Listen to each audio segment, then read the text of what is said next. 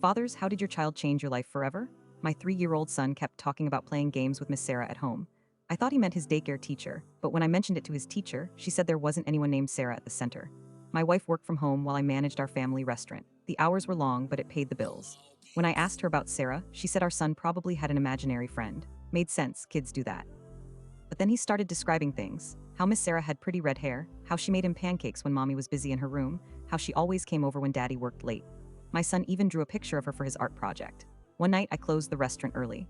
As I pulled into our driveway, I noticed an unfamiliar car. Through our kitchen window, I saw a woman with red hair making pancakes with my son while my wife watched from the couch. Turns out, Miss Sarah wasn't my wife's friend like she claimed she was. She was my wife's girlfriend. They'd been together for months, playing house with my son while I worked late.